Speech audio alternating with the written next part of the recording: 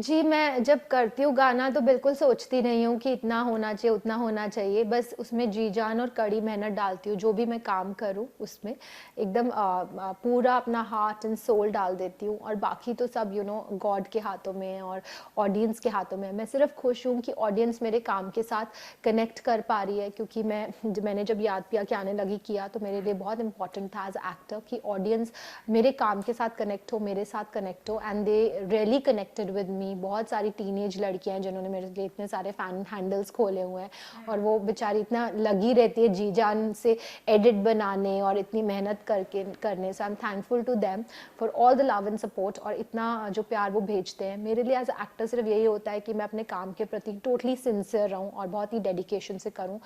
In fact जब मैंने बेशरम बेवफा किया तो मेरे लिए सबसे बड़ा चैलेंज यही था कि उसमें कैसे वो सितारा जो याद पिया में थी वो ना दिखे, उसकी एक 1% झलक भी ना दिखे, या फिर जो लड़की तेरी आंखों में थी वो लड़की ना दिखे, यही लड़की दिखे, यही कैरेक्टर दिखे जो कि बेशरम बेवफा में है। So I leave aside my own self, me as a person. मैं खुद को, अपनी आप को, दिव्या को हटा के बाकी जो भी किरदार मैंने निभाया उनको हटा के मैं वही किरदार की बनने की कोशिश करती हूँ और उसको जीने की कोशिश करती हूँ। और जैसी जो मेरे डायरेक्टर्स का विजन होता है और जैसी परफॉर्मेंस वो चाहते हैं कि मैं दूं, तो उनके वर्ल्ड में मैं एंटर करके I try to act according to them. या Whose idea was this to get V Parak on board?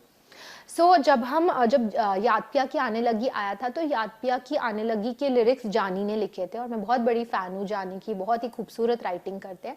तो जानी और मैं दिसंबर से, ये लास्ट ईयर दिसंबर में हमने बात की थी कि हम साथ में कोलैबोरेट करके गाना करते हैं। तो तब से ये बात चल रही है एंड फाइनली जुलाई तक आते आते गाना रेडी हुआ। बहुत मेहनत गई गाने के पीछे एंड बी प्राक गाना गाने गाने चाहिए तो आई ओनली टोल्ड जानी कि we should get B Praak on board for this song because he would do too much justice to this song. Because जैसा सॉन्ग है मतलब वो एक अलग चार चांद लगा देंगे और जानी और बी प्राक दोनों बहुत सुपर टैलेंटेड है and that's how the whole collaboration happened. Divya super busy लग रही हैं आप, एयरपोर्ट पे बहुत स्पॉट करी जा रही हैं, सत्य में जेके 2 चालू हो गया है। अलग अलग जैसे आपने कहा कि आप कुछ भी कोशिश करती है कुछ भी रिपीट ना हो मुझसे। सीता रामेश्वरी कितनी अलग होगी? नहीं, सीता रमेश्वरी नहीं, विद्या नाम है कैरेक्टर का, पता नहीं हाँ, विकिपीडिया पे बहुत इट इज मेंशन सीता या इट्स मेंशन रॉन्ग। विकिपीडिया को कभी ट्रस्ट मत कीजिए।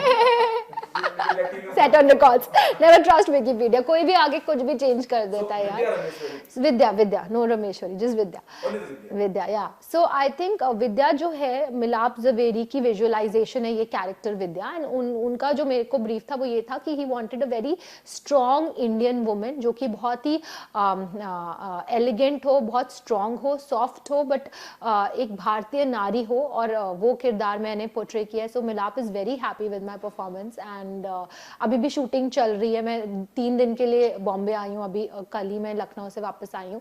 सो वापस I am going back on the 2nd, so जनवरी तक शूटिंग चलेगी। So I am very happy to be part of Satyamev Jayate 2। John is such a good costar. I share a very happy beautiful relationship with him and he is really giving as a costar and बहुत अच्छी हमारी chemistry भी आ रही है picture में। So I am so happy to be a part of Satyamev Jayate 2। देखिए कुछ reference लिए थे जब हम स्ट्रॉन्ग वुमेन की बात करते हैं, आप खुद बहुत कामयाब शख्सियत हैं अपने आप में। जितना भी आप, चाहे वो म्यूजिक के फील्ड में हो या एक्टिंग के फील्ड में, और वो आपने वापसी की, आप वापस फ्लोर पे आ गए हैं, शूट कर रहे हैं।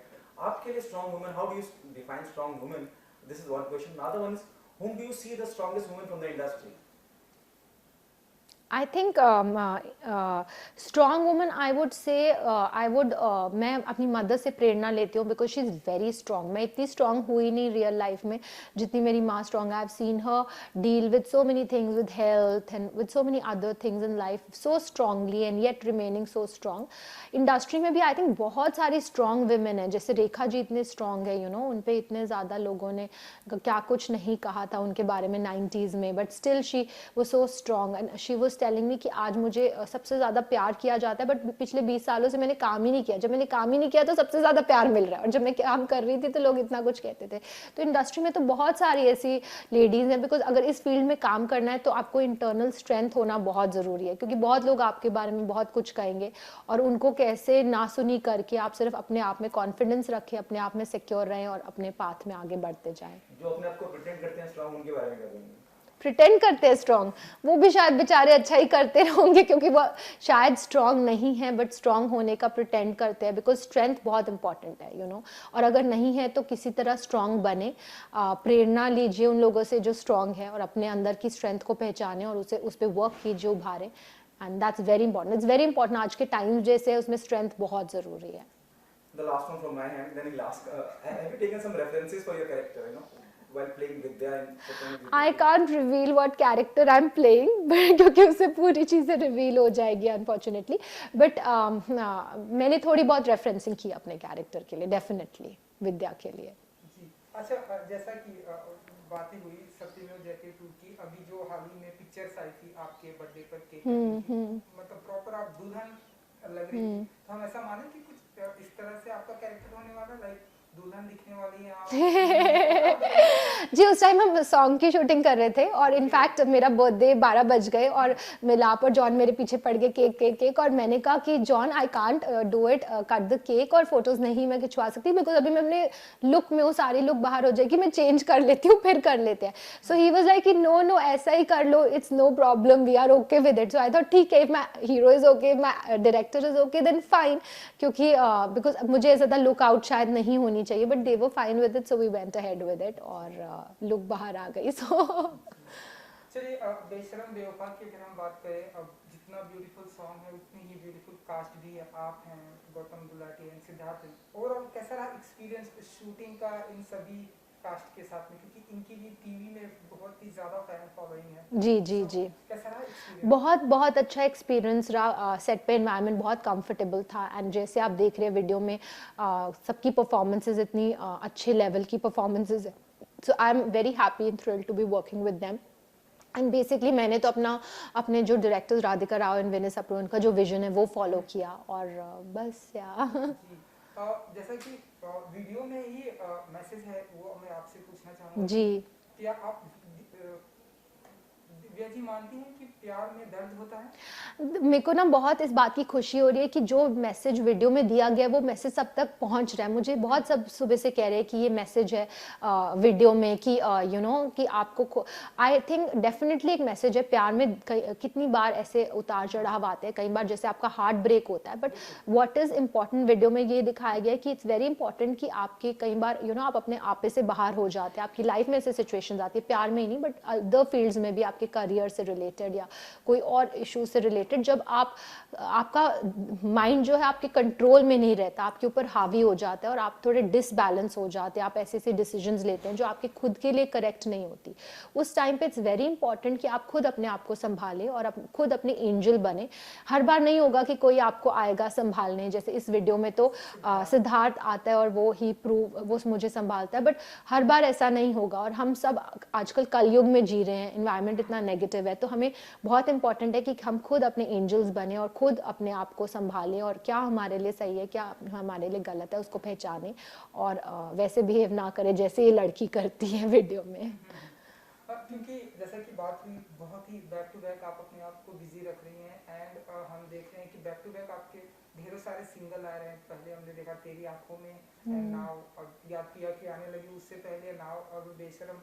तो आप हम ऐसा माने क्योंकि अब सिंगल का दौर है इसलिए ढेरों सारे सिंगल म्यूजिक एल्बम आने वाले हैं दिव्या जी की तरफ से? नहीं, मैं तो सिर्फ अभी शायद याद प्यार पार्ट 2 करूंगी, क्योंकि सब लोग मुझे इतना एक साल से पीछे पड़े याद प्यार part 2। But otherwise you know जब भी मुझे कोई अप्रोच करता है और मुझे सही लगता है तो मैं वो करती हूँ। जैसे राधिका विनय जी ने ही मुझे इसके लिए, जैसे जानी और मेरी बात हुई तो हमारी कोलैबोरेशन हो गई और फिर the whole process started moving ahead. But ऐसे मैंने कुछ प्लान नहीं किया है कि सिंगल्स करूंगी, ऐसे कुछ करूंगी, मैं ऐसे कुछ प्लानिंग नहीं करती। जो भी अच्छी अपॉर्चुनिटी आएगी और मुझे लगेगा कि हाँ this is correct for me, तो I would like to do it. और ये एक पंजाबी गाना है, मैं खुद पंजाबी हूँ, तो मैंने कभी पंजाबी गाना नहीं किया था, तो इट वाज हाई टाइम कि मैं खुद पंजाबी होकर एक पंजाबी गाना करूँ। How do you manage, you know, though you started working, you started shooting, you're going abroad, you're going out of Yeah, city, yeah. out of Mumbai city. How do you manage your family and your work? So I think everything is we make sure my husband and me कि whenever we are traveling one person is at home and अगर दूसरा person travel कर रहा है तो एक घर में है because my son is there. तो अभी तो lockdown चल रहा था तो we have just started working अभी September से, so we make sure that one of us is definitely at home as a parent. Yeah. एक आखिरी सवाल, क्योंकि आपने लॉकडाउन की बात की, जैसे ही मतलब अभी हालांकि अभी भी कुछ रूल्स एंड रेगुलेशन है, लेकिन शूटिंग की जैसे ही परमिशन मिली हमने देखा कि आप शूटिंग शुरू कर दिया। शुरू कर दिया। तो ये लॉकडाउन कैसा बीता आपके लिए, एंड ऐसी कोई चीजें जो लॉकडाउन के दौरान आपने नई सीखी, न्यू एक्टिविटीज आपने किया लॉकडाउन के दौरान, 8 मंथ 6 जो भी था?